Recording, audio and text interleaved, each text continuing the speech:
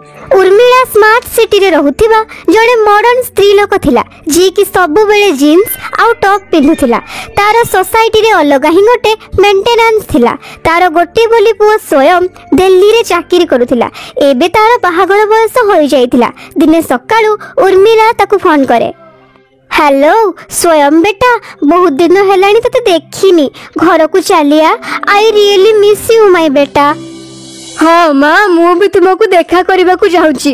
तुम पाई गोटे सरप्राइज अछि। अच्छा ताहले तू शीघ्र चलिया। कम सुन बेटा।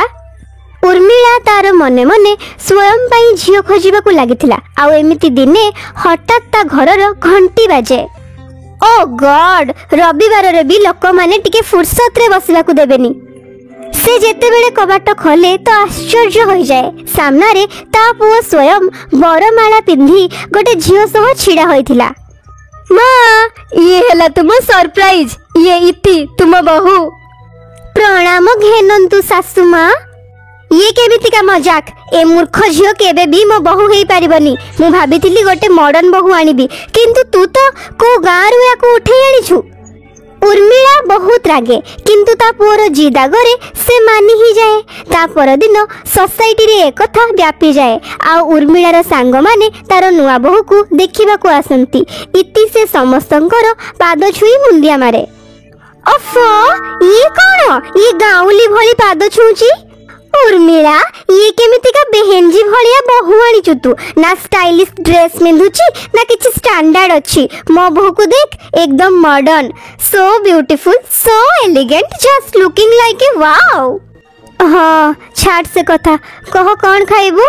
गोटे काम करिति बहू, समस्तंको पाई मैंगो शेक बनै कि नैया जा। आज्ञा सासु माँ। हाँ पुणी सासु माँ, केते थर कहिबी मते मम डाकिबा पई? एबे जा शीघ्र मैंगो शेक नैया। इति किछि समय परे गोटे प्लेट रे आंबो आनी तांको सामने रे रखी दिए। इति ये कौन? सासु माँ, सॉरी मम, आपण ही तो कहिथिले मैंगो शेक आनिबा पई, तो मु मैंगो को तावारे सेकी कि नहीं आसिली। एसबु देखि सबु पड़ोसी हसिबा को लागंती आ सेठारु चली जांती। हाँ करी देलु ना मोर इनसल्ट समस्तंको सामने रे, मूर्ख कौठिकार। एमिति ही किछि दिन बीती जाए। गोटे दिन रविवार रे स्वयं ता माँ को कहे, चलो ना माँ, आमे समस्ते कुआडे बुलिबा को जिबा। हाँ तू रह, मु रेडी ही आसुछि। आउ से गाउली को भी कहि दे रेडी ही जिबा पई। किछि समय परे उर्मिला जीन्स टॉप पिंधी हाथ रे वैनिटी बैग नहीं चली आसे। आउ इति साड़ी पिंधी आसे। ओ हो हो हो ओहो, करी देलु ना पुणी से जंगली भली काम। एई ने ए ड्रेसटा पिंधिने, एमिति मो साथी रे गले लोक माने तते मो बहु नुहे बरं आम घर चाकरानी भाबिबे। आज्ञा माँ, सॉरी माने मम, एबे पिंधि के आसुची। तापरे तीन जण बुलिबा पई बाहरी जांती। आउ गोटे रेस्टोरेंट रे खाइबा पई बसंती। हे भगवान, 350 टंका रे गोटे प्लेट बिरयानी? नाई बाबा नाई, मु जमा खाइबिनी। घर को चलंतु माँ, मु बढ़िया से बिरयानी बनै देबी।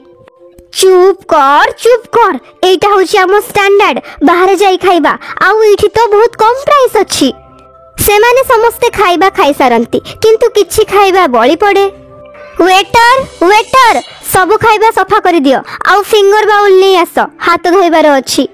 नाई नाई भाई, ए सब को पैक कर दियो। एते दामी खाइबा को एमिति फोपाड़ी दबा ठीक कथा नुहे ना। चुप कर तू भाई, वाटर नहीं आस। किछि समय परे वेटर फिंगर बाउल नहीं आसे हाथ धोइबा पई, किंतु इति ताकू जूस भाबी ढक ढक करी पीबा को लागे। ए सब देखि रेस्टोरेंट रे सब लोक हसिबा को लागंती। उर्मिला रागरे घर को फेरे। अफो, एमितिया गोटे नमूना को मो पुओ बाहा हेई नै आसीछि जे मु आ कोन कहिबी। आजि परठू मु या साथी रे आ कुआडे भी जीविनी। इज्जत को मोर ये तळे पकेई देला। माँ, ताकू सिखिबा को टिके समय दियो। मु प्रॉमिस करूची से सब बुझी जीवो।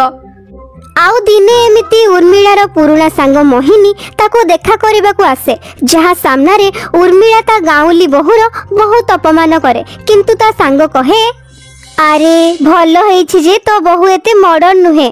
ମହାନ୍ତି ବାବୁଙ୍କ ବୋହୂକୁ ହିଁ ଦେଖିନେ ଏତେ ମଡର୍ଣ୍ଣ ଯେ ତାଙ୍କରି ଅଫିସର ଗୋଟେ ଏମ୍ପ୍ଲୟି ସାଥିରେ ପଳେଇଲା। ଦେଖ ଉର୍ମିଳା, ଗୋଟେ ସଂସ୍କାରୀ ବୋହୂ ମଡର୍ଣ୍ଣ ହେଇପାରିବ, କିନ୍ତୁ ଗୋଟେ ମଡର୍ଣ୍ଣ ବୋହୂ କେବେ ବି ସଂସ୍କାରୀ ହେଇପାରିବନି। ଉର୍ମିଳାକୁ ବି ତା କଥା ଠିକ୍ ଲାଗେ। ଆଉ ସମୟ ବଢ଼ିବା ସହିତ ଇତି ବି ନିଜକୁ ବଦଳେଇବାକୁ ଲାଗେ। ଆଉ ଏବେ ସେ ବି ଚୁଡ଼ିଦାର ଡ୍ରେସ୍ ଆଦି ପିନ୍ଧିବାକୁ ଲାଗେ। ୟୁଟ୍ୟୁବରୁ ଶିଖି ରେଷ୍ଟୁରାଣ୍ଟ ଭଳି ନୂଆ ନୂଆ ଖାଇବା ବନେଇବାକୁ ଲାଗେ। ଦିନେ ଉର୍ମିଳା ତା ସାଙ୍ଗ ସୁମିତ୍ରା ସହ କିଟି ପାର୍ଟିକୁ ଯାଏ, କିନ୍ତୁ ରାସ୍ତାରେ ତା କାରର ଆକ୍ସିଡେଣ୍ଟ ହୋଇଯାଏ। ଏକଥା ଯେମିତି ସ୍ୱୟଂ ଆଉ ଇତିକୁ ଜଣାପଡ଼େ, ସେମାନେ ସାଙ୍ଗେ ସାଙ୍ଗେ ହସ୍ପିଟାଲରେ ପହଞ୍ଚନ୍ତି। ଉର୍ମିଳାର ସାଙ୍ଗ ସୁମିତ୍ରା ବି ବେଡ୍ରେ ପଡ଼ିଥିଲା। ସେ ପଚାରିଲା, ଇତି ବୋହୂ, ମୋ ବୋହୂ ଆସିଲାନି କି? ନାଇଁ ଆଣ୍ଟି, ସେ କହିଲେ କି ତାଙ୍କର ବାହାରେ ଆଜି ଡିନର ପ୍ଲାନ୍ ଅଛି, ସେ ଆସିପାରିବେନି। ସୁମିତ୍ରା କାନ୍ଦିବାକୁ ଲାଗେ। ଆଉ ସେପଟେ ଇତି ଉର୍ମିଳାର ଖୁବ୍ ଦେଖାଶୁଣା କରେ, ଯେତେବେଳେ କି ସୁମିତ୍ରାର ମଡର୍ଣ୍ଣ ବୋହୂ ତାକୁ ଥରୁଟିଏ ବି ଦେଖିବାକୁ ଆସିଲାନି। କିଛି ଦିନ ପରେ ସେମାନଙ୍କୁ ଡିସଚାର୍ଜ କରିଦିଆଗଲା। ଘରେ ପହଞ୍ଚିଲା ପରେ ବି ଇତି ତା ଶାଶୁର ଭଲ ଭାବେ ଯତ୍ନ ନେଲା। ଆଉ ଉର୍ମିଳା ଶୀଘ୍ର ଭଲ ହୋଇଗଲା। ଆଉ ଦିନେ ଉର୍ମିଳା, ଆରେ ଇଏ ସୁମିତ୍ରା ଫୋନ୍ କାହିଁକି ଉଠଉନି? ଯାଏ, ମୁଁ ତାକୁ ଦେଖା କରିକି ହିଁ ଚାଲି ଆସିବି। ଉର୍ମିଳା ସୁମିତ୍ରା ଘରକୁ ଯାଇ ଦେଖେ ସୁମିତ୍ରା ତା ବିଛଣାରେ ପଡ଼ି ରହିଛି। ହେଲେ ତାର ବୋହୂ ମାସେ ହେଲାଣି ଆଉଟ୍ ଅଫ୍ ଇଣ୍ଡିଆ ବୁଲୁଛି। ସୁମିତ୍ରା, ତୁ ଏବେ ବି ଠିକ୍ ହେଇନୁ? ହଁ, କାହିଁକି ନା ମୋ ପାଖରେ ତୋ ଭଳି ବୋହୂ ନାହିଁ ନା।